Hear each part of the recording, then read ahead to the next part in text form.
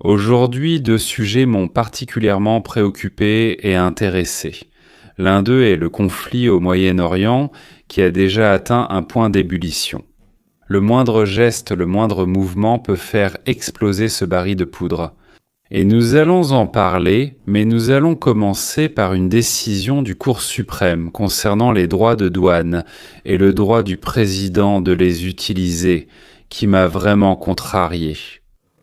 Plus précisément pas eux, mais une certaine loi liée à ces droits de douane, utilisée comme instrument de pression politique étrangère sur les partenaires commerciaux, et sur ceux qui essaient de saper, disons, notre influence sur la planète et qui le font d'une manière pas tout à fait honnête, pacifique et ainsi de suite. D'ailleurs, je n'étais pas contrarié parce que, comme on dit, tout a échoué, que tout est horrible, mais que ça t'arrête, mais parce qu'il existe une riposte à toute attaque. Mais parce que, honnêtement, je comptais quand même sur le fait que 5 personnes, peut-être pas 6, Roberts, mais 5 membres de la Cour suprême, seraient plus conservateurs que ce que j'imaginais. Commençons par les affaires intérieures, puis passons à ce qui pourrait devenir soit le plus grand accomplissement de la politique de Trump, soit, dans une situation moins favorable, pourrait se transformer, disons, en guerre, en catastrophe comme l'Afghanistan, l'Irak, le Vietnam, etc. Malheureusement, parce que l'Amérique a une certaine habitude de s'engager dans des conflits complètement stupides et pour très longtemps. Alors donc la Cour suprême. La décision 6-3 a annulé les tarifs qui, selon une certaine loi donc, Trump n'imposait pas tous les tarifs. Je veux tout de suite préciser qu'une partie concerne spécifiquement certains pays. Par exemple, les tarifs sur l'acier et l'aluminium sont restés. La décision de la Cour suprême concernant les tarifs provoque une profonde déception, et j'ai honte de certains membres de cette Cour. J'ai vraiment honte qu'ils n'aient pas eu le courage d'agir correctement dans l'intérêt de notre pays. Je voudrais remercier et féliciter les juges Thomas, Alito et Kavanaugh pour leur force, leur sagesse et leur amour pour notre pays, qui est aujourd'hui très fier de ces juges. Quand vous lisez l'opinion séparée, il n'y a absolument aucune possibilité que quelqu'un puisse les contredire. Aucune possibilité. Les États étrangers qui ont profité de nous pendant des années sont absolument ravis. Ils sont tellement heureux. Le président a perdu l'un des principaux outils de la politique étrangère, tout en aggravant considérablement la position des États-Unis en tant que producteur de biens essentiels au pays. Donald Trump a indiqué qu'il avait des options de rechange. C'est plus compliqué qu'un droit d'importation selon cette loi spécifique, plus compliqué que ce qu'il essayait de faire. Et pourtant très bientôt. Ceux qui, selon lui, font la fête dansent dans les rues à ce sujet, pensant qu'ils pourront continuer à nous, comme il l'a dit, duper, et ensuite ils s'inquiéteront, c'est-à-dire qu'ils cesseront de se réjouir. Et aussi, sur la chaîne de Donald J, ils se réjouissent de tout ce qui est mauvais pour l'Amérique. Un groupe de personnes qu'on peut appeler les opposants à tout ce qu'il y a en Amérique, ou à ce qu'est l'Amérique. Ce sont les démocrates au Congrès, au Sénat, ainsi que 3 juges de la Cour suprême. Il parlait des 3 démocrates qui siègent dans cette cour. Ils sont contre tout ce qui rend l'Amérique forte, saine et à nouveau grande.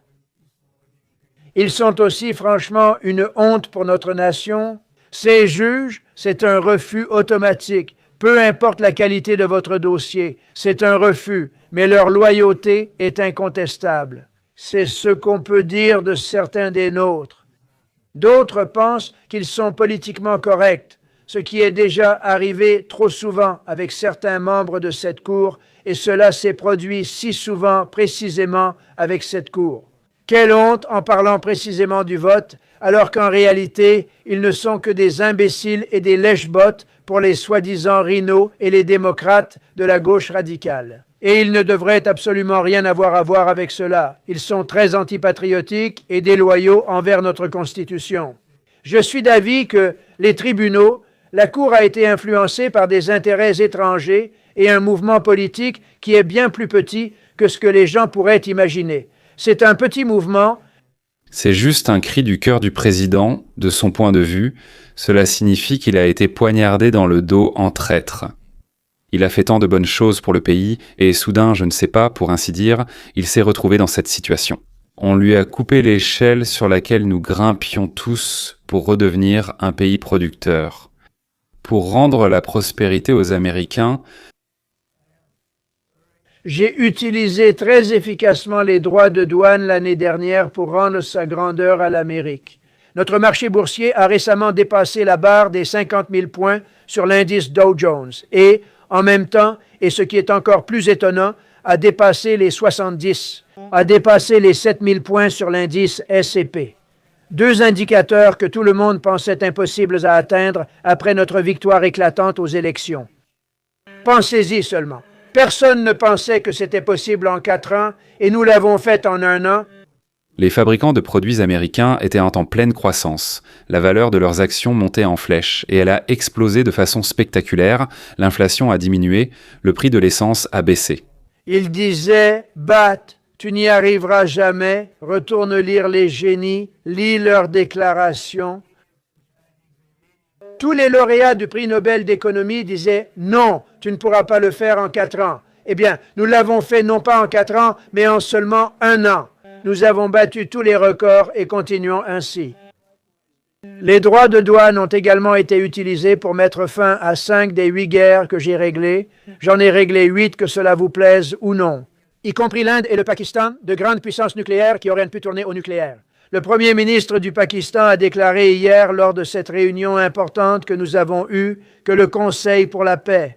Hier, il a dit que le président Trump pourrait sauver 35 millions de vies en nous obligeant à arrêter de nous battre. Ils se préparaient à faire quelque chose de mal, mais ils nous ont assuré une excellente sécurité nationale. Ces droits de douane ainsi que nos frontières solides ont réduit l'entrée du fentanyl dans notre pays de 30%. Quand je les utilise comme sanction contre les pays qui envoient illégalement ce poison dans notre pays pour empoisonner notre jeunesse, tous ces droits de douane restent en place. Je ne sais pas si vous le savez, mais nous les recevons toujours et continuerons à les recevoir. Après la décision, je suppose qu'il n'y a plus à s'adresser à qui que ce soit. Mais encore une fois, ces 3-là ont tellement de respect, je les respectais déjà beaucoup, mais maintenant c'est un respect immense. Mais d'autres alternatives seront désormais utilisées pour remplacer celles que le tribunal a rejetées à tort. Nous avons des alternatives tout simplement excellentes. Je n'ai jamais vu Donald Trump aussi bouleversé, probablement même pas lorsqu'il a été mis en accusation. Les 2 fois, il avait l'air mieux, plus combatif, d'une certaine manière plus optimiste.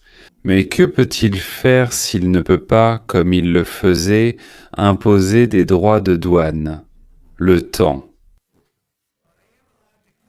Mais il m'est permis de mettre fin à toute relation commerciale ou d'affaires avec ce même pays. En d'autres termes, je peux détruire le commerce, je peux même détruire le pays lui-même. Il m'est même permis d'imposer un embargo qui détruit complètement un pays étranger. Je peux imposer un embargo.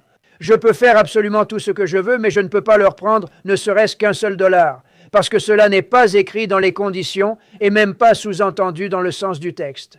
Je peux agir avec eux comme bon me semble, mais je n'ai pas le droit d'exiger d'eux quelque somme d'argent que ce soit. Donc j'ai le droit de détruire tout un pays. Je ne peux même pas leur demander un petit paiement, même 2 centimes, je n'ai pas le droit de leur prendre quoi que ce soit. Réfléchissez, c'est absurde. J'ai le droit de leur imposer un embargo. J'ai le droit de leur dire « Doris, vous ne pouvez plus faire des affaires maintenant aux États-Unis, nous voulons que vous partiez d'ici. » Mais si je veux leur prendre 10 $, je ne peux pas le faire. Je veux que vous compreniez l'absurdité et en même temps la possibilité de faire pression sur les partenaires que Trump a.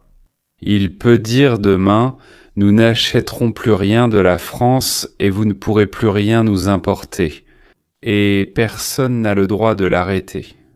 C'est-à-dire qu'on peut aller en justice, on peut faire tout ce qu'on veut, mais lui, il peut bloquer la situation pendant au moins 3 à 6 mois, voire au moins 6 mois, et parfois, dans certains cas, jusqu'à 4 ans.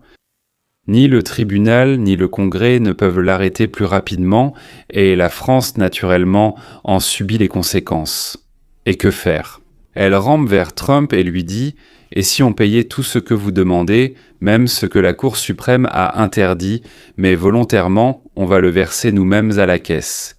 Et Trump répond « Bon, si c'est volontaire, alors d'accord, amenez votre fromage et votre vin, que la France apporte ici son fromage et son vin. » Et le président a aussi le droit de délivrer des licences pour les marchandises venant d'autres pays, par exemple en les important aux États-Unis, comme les Mercedes. Disons que tu n'obtiendras la licence que si tu prouves que tu peux voler, mais tu ne peux pas voler. On ne donnera pas de licence pour vendre aux États-Unis tant que tu ne voleras pas avec tous les procès et litiges. Pendant 6 mois, les Mercedes ne seront pas importés. J'ai le droit d'accorder une licence, j'ai un droit absolu de le faire, mais pas le droit de percevoir des redevances, alors réfléchissez-y. J'ai le droit d'accorder une licence, c'est un mot très fort, la licence est souvent plus puissante que les tarifs douaniers. En fait, j'y ai pensé, mais ils ont trouvé que je pouvais accorder des licences exactement comme l'avaient demandé ceux qui étaient contre moi, mais sans le droit de percevoir des redevances. Réfléchissez-y seulement. Ça paraît idiot, mais il faut vérifier, parce que Trump aime un peu exagérer. Mais écoutez, on ne peut plus prendre d'argent, mais par contre, on peut. Mais maintenant, le tribunal m'a donné le droit incontestable d'interdire l'importation de toutes sortes de choses dans notre pays. Détruire des États étrangers, c'est un droit bien plus puissant que beaucoup de gens n'auraient jamais pensé que nous possédions, mais pas le droit de percevoir des frais. À quel point cela me rappelle furieusement une vieille blague juive. Un jeune marié va voir le rabbin et lui demande « Rabbi, dis-moi, puis-je danser des slows avec ma femme ?» Enlacé ?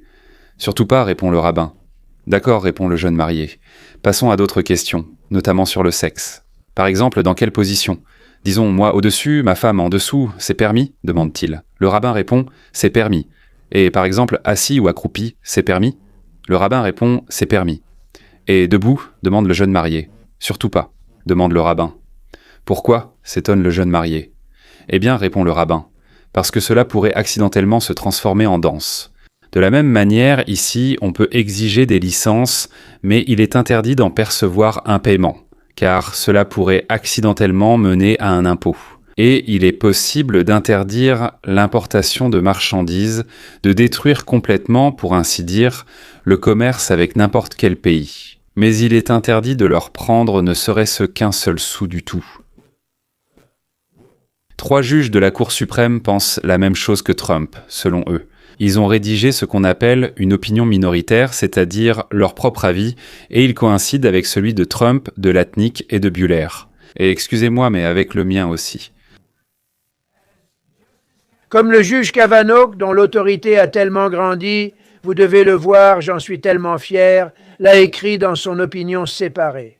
Bien que je sois catégoriquement en désaccord avec la décision rendue aujourd'hui par la Cour, cette décision pourrait, de manière significative mais non illimitée, restreindre la capacité du président à imposer des droits de douane à l'avenir. Alors, et maintenant, voilà, réfléchissez-y, cette décision ne limitera peut-être pas de manière significative. C'est-à-dire qu'il ne faut en aucun cas tirer la langue vers la gauche, mais vers la droite autant que vous voulez. Et c'est même encouragé. En réalité, je peux percevoir des droits bien plus élevés qu'auparavant, donc je vais simplement commencer. Bien que je sois en total désaccord avec la décision de la Cour, celle-ci ne limitera peut-être pas vraiment la capacité du président à imposer des droits de douane à l'avenir. C'est parce que de nombreuses autres lois fédérales, ce qui est absolument vrai, accordent au président le pouvoir d'imposer des droits de douane. Et elles pourraient justifier la plupart, sinon la totalité, des droits de douane imposés dans ce contexte, dans ce cas précis, voire même davantage de droits de douane. Ces lois incluent, imaginez-vous, ces lois incluent par exemple la loi sur l'expansion du commerce de 1962, section 232. Je connais toutes ces choses si bien, la loi sur le commerce de 1974, section 122, 201, 301, et la loi tarifaire de 1930, section 338. Tout est clair, mais le processus est un peu plus long. Je voulais simplifier, mais on ne nous l'a pas permis. Je tiens à remercier le juge Kavanaugh pour son franchement génie et ses capacités exceptionnelles. Je suis très fier de cette nomination. En fait, pourquoi? Même si je suis sûr qu'il ne voulait pas le faire. La décision de la Cour suprême d'aujourd'hui a rendu la capacité du président à réguler le commerce et à imposer des droits de douane beaucoup plus puissantes et absolument claires. Nous avons parlé avec vous du fait que Trump avait encore des tours dans sa manche. Eh bien, des options de secours, des solutions de rechange. Ici, les membres de la Cour suprême eux-mêmes lui montrent que cela, c'est interdit. Vraiment, c'est absolument impossible. Là-dedans, il est interdit de danser vers la gauche, il est interdit de danser debout, mais il s'avère qu'on peut s'accroupir parce que cela ne se transformera pas en danse. En d'autres termes, la décision de la Cour suprême permet au président d'accroître la pression sur les partenaires commerciaux. Temporairement, disons pour 6 mois, peut-être pour 4 ans, ou même pour toujours. Non, pas pour toujours. Mais en 4 ans, tout sera fichu en l'air. Il ne restera plus aucun doute quant à la stabilité des revenus entrants et la protection de nos entreprises ainsi que de tout le pays augmentera considérablement grâce à cette décision de justice. Je ne crois pas que le tribunal voulait dire cela, mais malheureusement, c'est ce qu'on dit.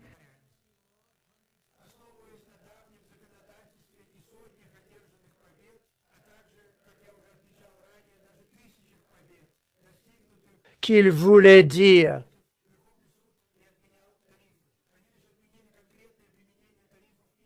Malheureusement,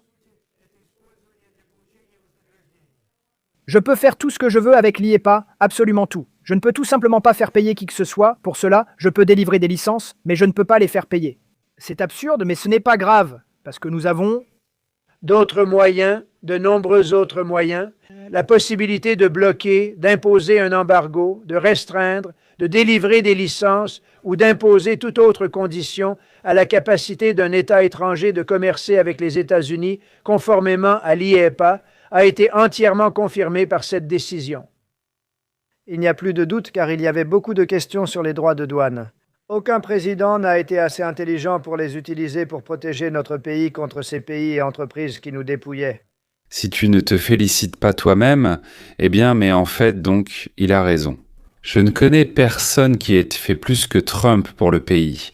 Et voilà quelqu'un qu'on a essayé d'arrêter de façon aussi désespérée et stupide. Et il est contrarié non pas parce que l'affaire n'avance pas, que le projet est en panne là-bas, mais parce qu'il ne s'attendait pas à un coup de la part de 3 juges conservateurs. Mais maintenant, nous savons avec certitude, parce que cette décision confirme toutes les dispositions dont certains doutaient, et c'est clairement indiqué pour protéger notre pays. Le président peut en fait imposer beaucoup plus de droits de douane que ce que j'ai imposé pendant toute l'année dernière dans le cadre de divers pouvoirs tarifaires. Ainsi, nous pouvons appliquer d'autres dispositions législatives, d'autres règles tarifaires qui ont également été confirmées et sont entièrement admissibles. C'est pourquoi tous les droits de douane pour des raisons de sécurité nationale entrent immédiatement en vigueur.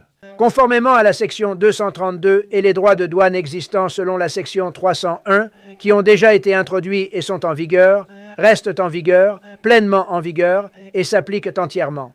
Aujourd'hui, je vais signer un décret imposant une taxe mondiale de 10%, conformément à la section 122, en plus de nos tarifs habituels qui sont déjà appliqués.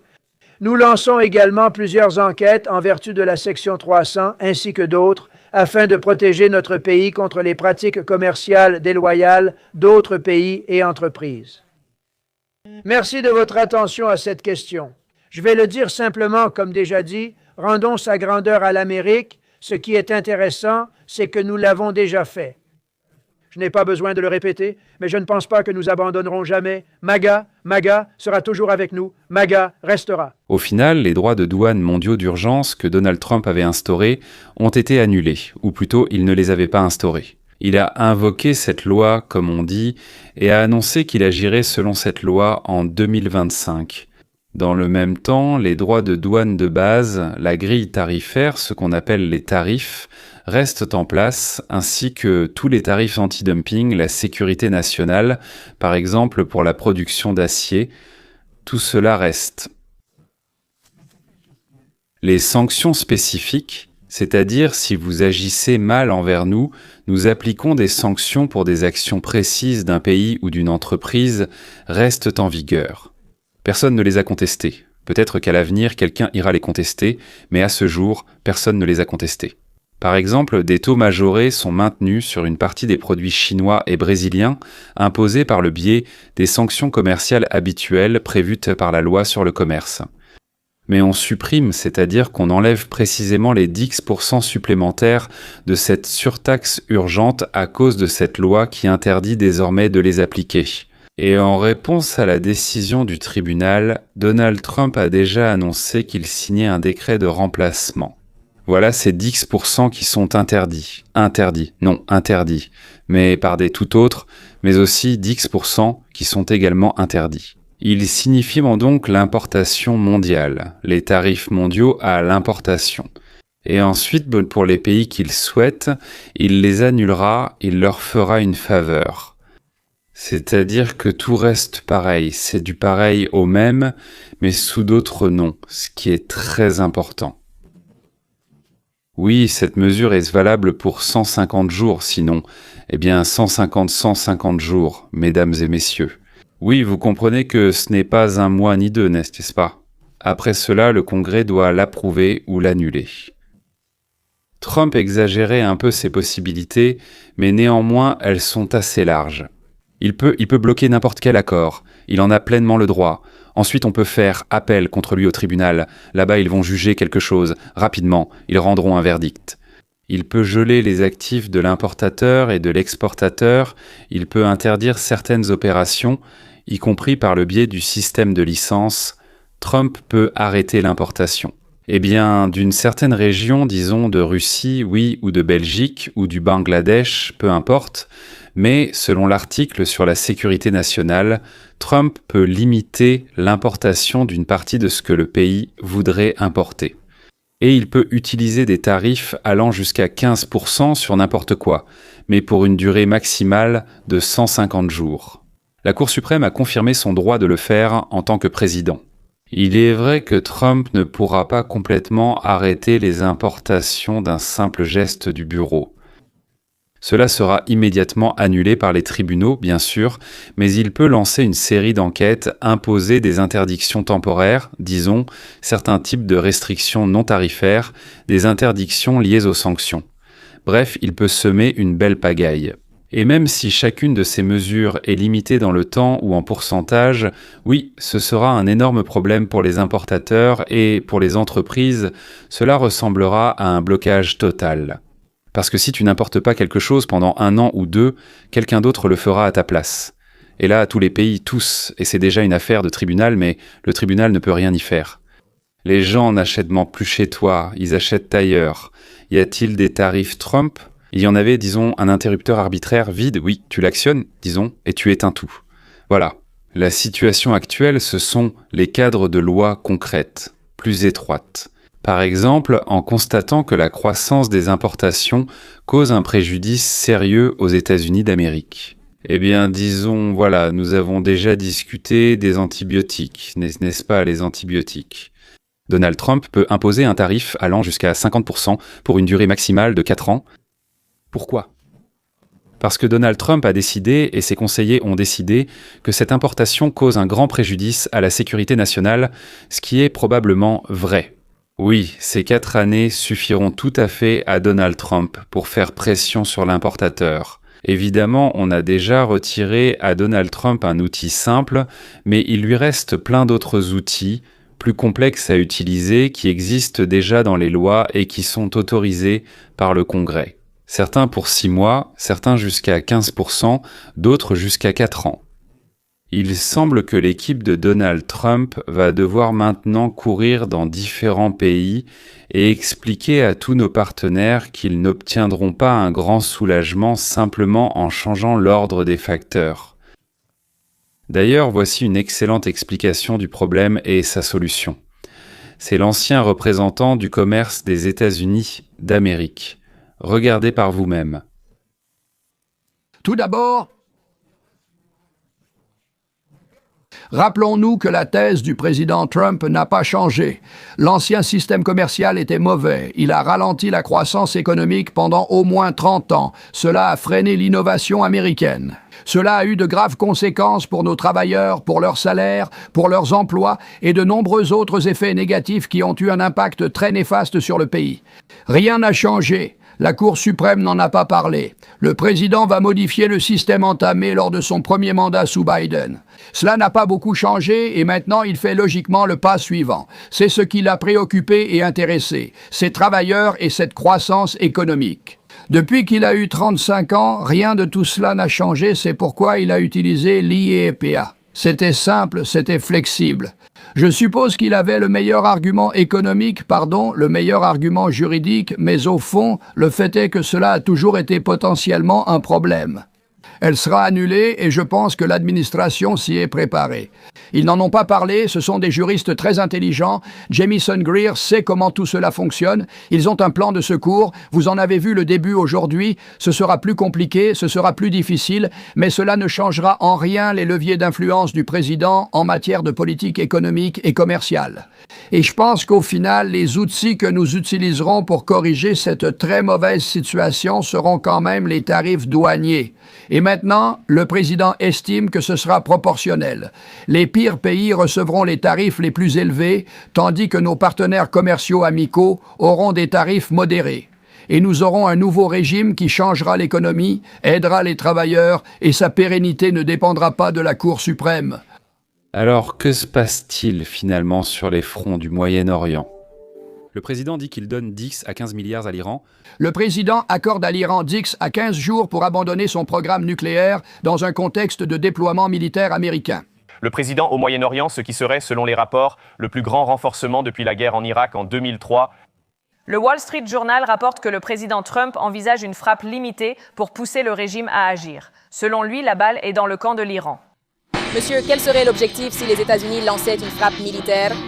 Nous conclurons ou obtiendrons un accord, d'une façon ou d'une autre. Mais une frappe militaire doit détruire leur programme nucléaire. Je ne vais pas en parler avec toi, mais soit nous conclurons un accord, soit ce ne sera pas très bon pour eux. Puisqu'ils ne peuvent pas partir, donnez-leur une date limite pour conclure un accord. Je penserais que 10 à 15 jours suffirait. Donc l'Iran a 10 à 15 jours pour quoi faire ?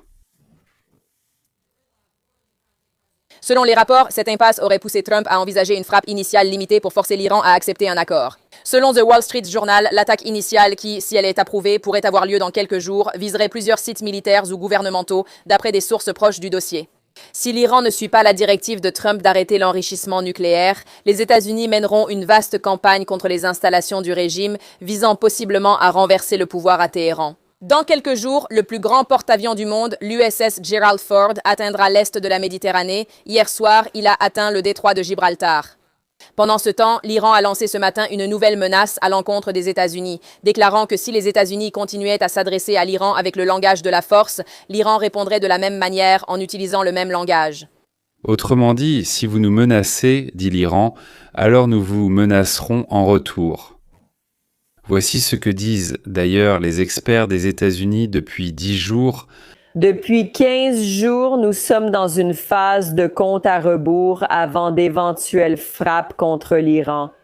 Carly, nous savons que ces cibles ont été présentées dès janvier et permettez-moi de préciser qu'il ne s'agit pas d'une opération terrestre. Il est fort probable que l'Iran subisse des bombardements sur ses sites de production de missiles s'il n'accepte pas d'entamer des négociations. Comment la force militaire peut-elle provoquer un changement de régime ? Lorsque l'ayatollah vit dans un bunker et qu'il a encore des partisans fidèles au sein des gardiens de la révolution, expliquez-nous comment un changement de régime pourrait réellement se produire avec l'implication de l'armée américaine. Eh bien, cela nécessiterait d'exercer une pression significative sur les bons points. Et il est tout à fait probable que cette liste comprenne des cibles liées à la direction et, bien sûr, au corps des gardiens de la révolution islamique. Mais je dois souligner que le président Trump a clairement indiqué que la priorité absolue est vraiment de mener à terme l'accord nucléaire. Par conséquent, je pense que les installations militaires sont la priorité la plus élevée. Ce serait tout simplement merveilleux de voir ce régime disparaître. Permettez-moi, pour conclure, d'expliquer quelque chose concernant notre emploi du temps américain. Mardi à 18h, heure de Washington, Donald Trump prononcera son discours annuel sur l'état de l'Union. Ce qu'on appelle chez nous le State of the Union, c'est une tradition pour chaque président. toujours au début de l'année. En général, pendant les 2 premiers mois de la nouvelle année, il prononce un discours sur ce qui s'est passé et sur la façon dont il envisage, pour ainsi dire, l'avenir. L'année suivante, probablement tout le pays l'écoute.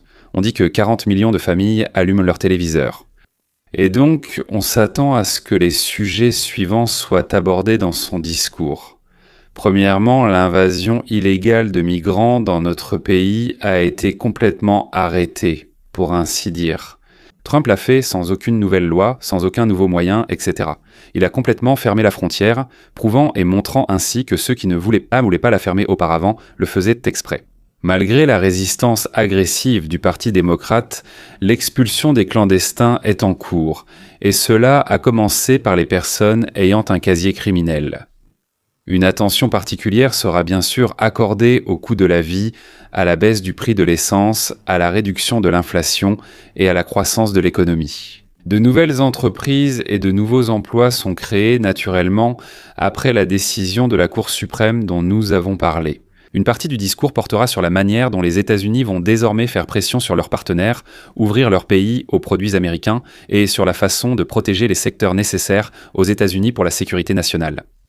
Donald Trump dira bien sûr que la baisse des prix des médicaments est attendue, avec des réductions très importantes. Je pense que d'ici quelques mois, le fameux site web entrera en vigueur, où d'abord une entreprise, puis il me semble 12 au total, seront impliqués. Ils vont vendre exactement les mêmes produits qu'ils vendent actuellement aux États-Unis, mais à environ 20 à 30% du prix auquel ils les vendent aujourd'hui.